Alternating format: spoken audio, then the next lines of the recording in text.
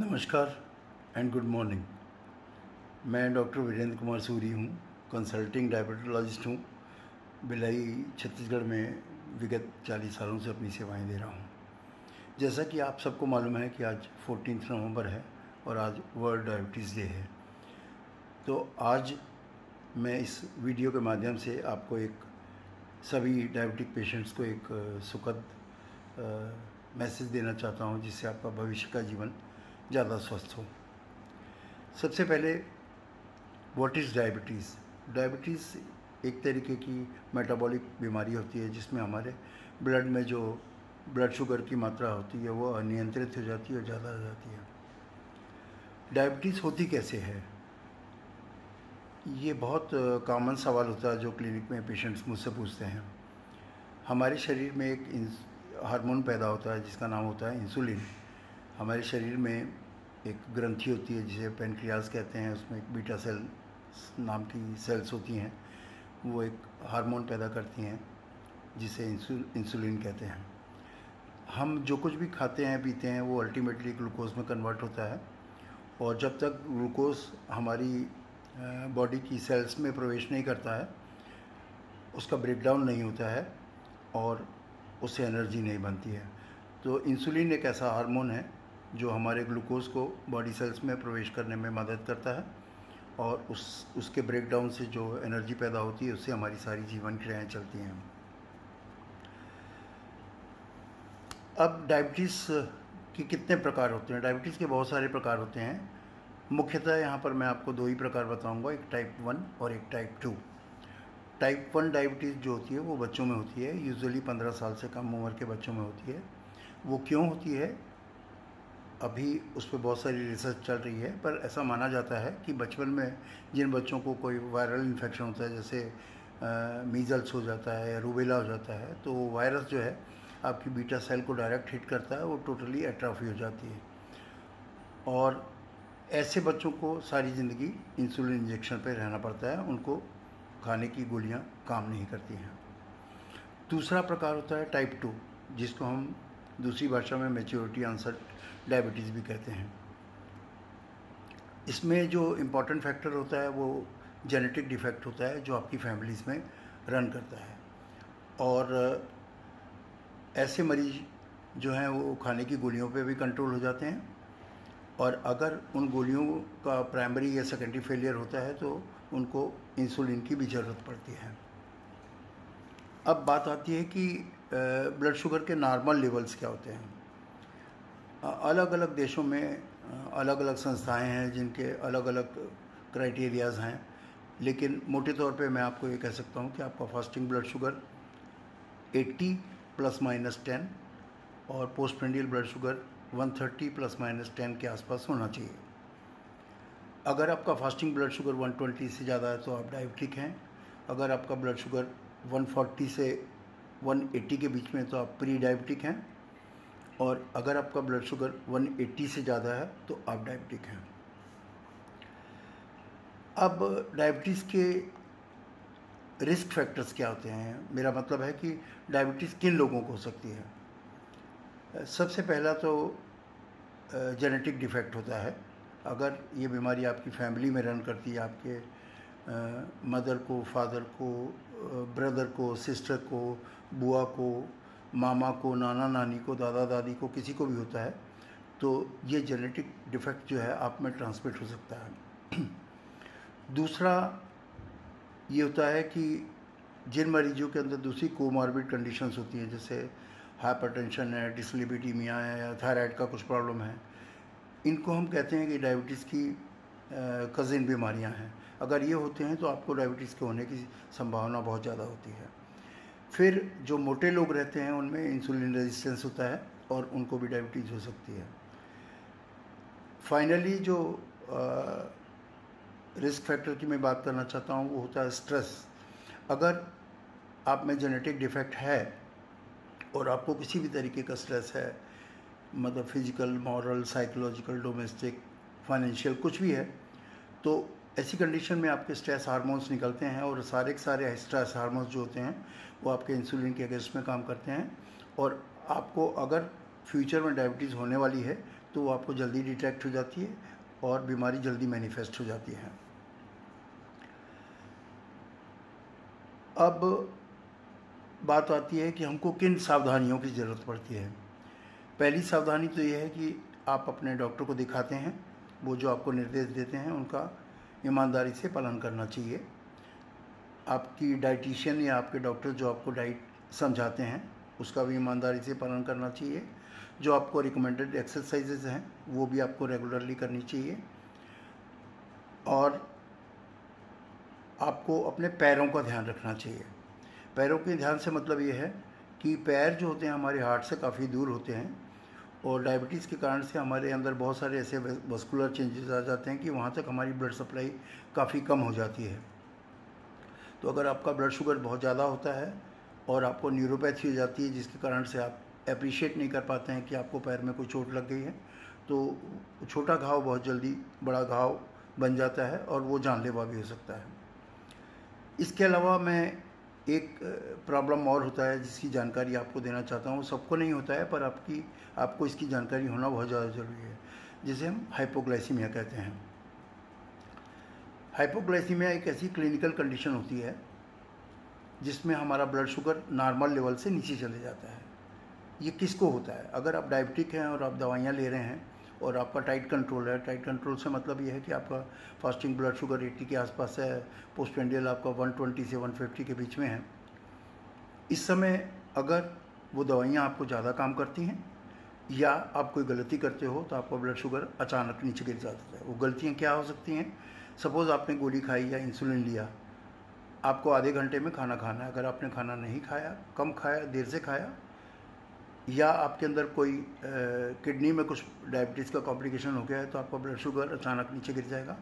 पर आपको पता कैसे लगेगा? सपोज़ आपको आँख के सामने अंधेरा आता है, चक्कर आता है, सिर दर्द होता है, जोर से भूख लगती है, पसीना आता है, इनमें से 2-4 सिम्टम भी होते हैं तो आप मान के चलिए कि शायद आपको हाइपोग्लाइसीमिया हो गया है। वैसी कंडीशन में जो लोग घर में ग्लूकोमीटर यूज़ करते हैं उनको तुरंत अपना ब्लड शुगर जांच करना चाहिए और अगर वो नीचे होता है तो तुरंत मीठा खा लेना चाहिए। और उसके बाद आपको ये देखना है कि आपने क्या गलती की है, वो गलती को सुधारिए। उसके बाद अगर आपको प्रॉब्लम होती है तो आप अपने डॉक्टर से बात करिए। अब इसके बाद मैं कुछ ख़ास बातें आपसे करना चाहता हूँ जो कुछ पेशेंट्स मेरे से क्लिनिक में पूछते हैं कि हमको ब्लड शुगर कंट्रोल रखने की ज़रूरत क्या है। ब्लड शुगर कंट्रोल रखने से हमारा जो क्वालिटी ऑफ लाइफ है वो काफ़ी इम्प्रूव हो जाता है, हमको एक सेंस ऑफ वेलबींग मिलता है। और डायबिटीज़ जैसा कि आप लोग जानते हैं कि एक मल्टी ऑर्गन डिसीज होती है। इसमें हमारे शरीर के सभी ऑर्गन्स इन्वॉल्व हो जाते हैं, जैसे आँख है, हार्ट है, किडनी है, नसें हैं। तो अगर अपना ब्लड शुगर लंबे समय तक कंट्रोल रहता है या तो हमको कॉम्प्लिकेशन नहीं होते हैं या कम होते हैं या देर से होते हैं। तो हमें कॉम्प्लिकेशन ना हो उसके लिए बहुत ज़्यादा ज़रूरी है कि हमको लंबे समय तक अपना ब्लड शुगर कंट्रोल रखना चाहिए। कॉम्प्लिकेशन 2 चीज़ों पे डिपेंड करता है। एक तो ड्यूरेशन पे डिपेंड करता है कि आपकी डायबिटीज़ कितनी पुरानी है, दूसरा सीवियरिटी में कि आपका ब्लड शुगर कितना ज़्यादा है। अब बात आती है कि हम शुगर को कंट्रोल कैसे करते हैं, और कंट्रोल करने के लिए हमको पहले ब्लड शुगर मेज़र करना होता है। तो मेज़र करने के तरीके क्या हैं? तो ब्लड शुगर नापने के 2 तरीके होते हैं। एक तो हम पैथोलॉजी लैब में जाते हैं तो हमारा वेनस ब्लड निकालते हैं। आपने देखा होगा कि वो एक सिरिंज लेते हैं और आपके एल्बो के पास से कोई या हाथ से वेन से कोई ब्लड निकालते हैं और उसको जांच करके 2-4 घंटे में आपको रिपोर्ट देते हैं। दूसरा एक इंस्ट्रूमेंट होता है जिसको हम ग्लूकोमीटर कहते हैं, और ग्लूकोमीटर एक बहुत अच्छा इन्वेंशन है जिसने डायबिटीज़ के इलाज में बहुत बड़ी सहायता की है। तो अभी जो हमारे कंट्री में ग्लूकोमीटर अवेलेबल हैं वो सारे के सारे वर्ल्ड क्लास के हैं, लेकिन इसके बारे में बहुत सारे मिथ्स भी हैं। लोग कहते हैं कि ग्लूकोमीटर से जो ब्लड शुगर हम करते हैं वो वेनस ब्लड से काफ़ी ज़्यादा होता है और वो गलत बताता है। ये मिथ्या है, ये गलत बात है। एक्चुअली में क्या होता है, जो वेनस ब्लड होता है वो थोड़ा सा इम्प्योर ब्लड होता है और जो हम फिंगर प्रिक से जो ग्लूकोमीटर के लिए ब्लड निकालते हैं वो थोड़ा सा ज़्यादा ऑक्सीजनेटेड रहता है और उसमें ग्लूकोज कैरिंग कैपेसिटी ज़्यादा होती है और उसकी वैल्यू 10 to 20% हायर रहती है। अब ग्लूकोमीटर में कुछ और चीज़ों का ध्यान देने की ज़रूरत होती है। जैसे आप देखिए उसकी बैटरी लो तो नहीं हो गई है, आप देखिए उसकी स्ट्रिप्स एक्सपायर तो नहीं हो गई हैं, आप उस स्ट्रिप्स के रख रखाव में आपने कोई गलती तो नहीं की, आई मीन उसमें कुछ मॉइस्चर तो नहीं चला गया, तो वो ख़राब हो सकता है। अदरवाइज़ आपको आँख मूंद के आप ग्लूकोमीटर पे रिलाई कर सकते हैं। अब बात आती है कि आपको और कौन कौन से इन्वेस्टिगेशंस की ज़रूरत पड़ती है। अगर आपको डायबिटीज़ हो गई है, आप अपने डॉक्टर के पास जाएंगे तो वो आपको एक पैकेज देंगे, वो इन्वेस्टिगेशन आपको साल में एक बारी करने चाहिए। वो क्या इन्वेस्टिगेशन होते हैं? CBC है, यूरिन RM है, RFT है, LFT है, लिपिड प्रोफाइल है, HbA1c है, एक्सरे चेस्ट है, ECG है और फंडस एग्जामिनेशन है। फंडस एग्जामिनेशन मतलब वो आँख की जांच होती है। आप डॉक्टर के पास आँख के डॉक्टर के पास जाएंगे, वो आपकी आँख में थोड़ी सी दवाई डालेंगे, थोड़ा वेट करेंगे, फिर दवाई डालेंगे, फिर वेट करेंगे। जब आपकी पुतली चौड़ी हो जाएगी तो लाइट को ऑफ करके काले से इंस्ट्रूमेंट से उसकी जांच करेंगे और आपकी रेटिना को देखेंगे, क्योंकि अगर शुरुआत में हमको पता लग जाता है कि डायबिटीज़ का कॉम्प्लिकेशन रेटिना पे आ गया है तो हमारे पास कुछ मेजर्स होते हैं जिससे हम उसको कंट्रोल कर सकते हैं।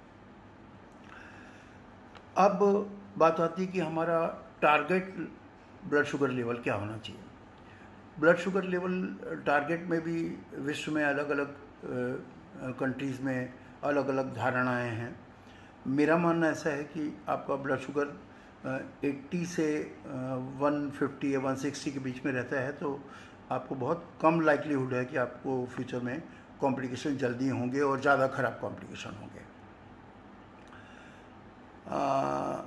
अब बात आती है कि आपको अपने डॉक्टर के पास कब जाने की ज़रूरत पड़ती है।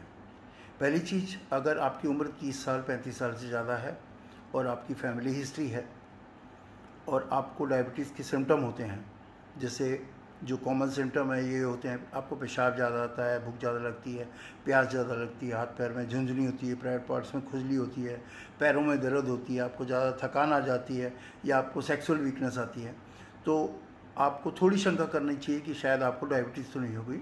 आप किसी भी लैब में जाके ब्लड शुगर करा लीजिए, फास्टिंग कराइए, रूटीन ब्रेकफास्ट करिए, 2 घंटे बाद का ब्लड शुगर कराइए और वो रिपोर्ट लेके अपने डॉक्टर के पास जाइए। और अगर आपको पहले से डायबिटीज़ है तो आप घर पे पीरियडिकली अपने ब्लड शुगर को जांच करते रहिए, हर 15 दिन में या 1 महीने में या 2 महीने में, जैसे आपको डॉक्टर सलाह देता है। अगर आपको ब्लड शुगर लेवल अनकंट्रोल्ड रहता है तो आपको डॉक्टर के पास जाने की ज़रूरत है। फिर आजकल एक प्रचलन है टेली कंसल्टेशन। क्या होता है टेली कंसल्टेशन? ये होता है, वो आज के ज़माने में काफ़ी यूज़फुल है। जैसे अभी कोरोना एरा चल रहा है या आप कहीं आउट स्टेशन रहते हैं और आप ग्लूकोमीटर कैरी करके जाते हैं, वहाँ आपको कुछ प्रॉब्लम आता है, कुछ भी अब नॉर्मल सिम्टम आते हैं तो आप ब्लड शुगर करते हो। अगर वो आपको कम मिलता है या ज़्यादा मिलता है तो आप फ़ोन पे वीडियो कंसल्टेशन कर सकते हैं अपने डॉक्टर से या टेली कंसल्टेशन कर सकते हैं। तो टेली कंसल्टेशन एक बहुत ही उपयोगी चीज़ है जो आप अपने डॉक्टर से बात करके अपने प्रॉब्लम्स को बहुत जल्दी ठीक कर सकते हैं। फाइनली एक बात मैं करूँगा, वो बहुत कॉमन प्रॉब्लम है जिसको हम नॉन कंप्लायंस कहते हैं, हिंदी में से लापरवाही कहते हैं। तो लापरवाहियाँ कितने तरीके की होती हैं। पहली लापरवाही तो ये होती है कि जो डॉक्टर आपको निर्देश देते हैं आप उसका पालन नहीं करते हैं। दूसरी लापरवाही ये होती है कि आप जो आपको डाइट बताया है आप उसका भी पालन नहीं करते हैं और वो आपको डाइटिशियन आपकी बताएगी या आपका ट्रीटिंग डॉक्टर बताएगा।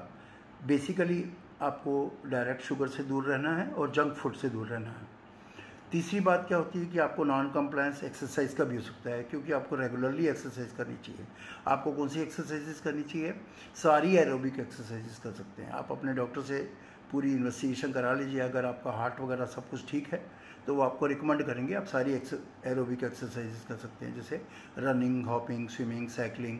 सबसे अच्छा होता है ब्रिस्क वॉकिंग। अगर पहले से नहीं करते हैं तो आप उसको धीरे धीरे बढ़ाएंगे। पहले हफ्ते में 10 मिनट चलिए, फिर 20, फिर 30, फिर 40, फिर 50 ऐसा बढ़ा सकते हैं।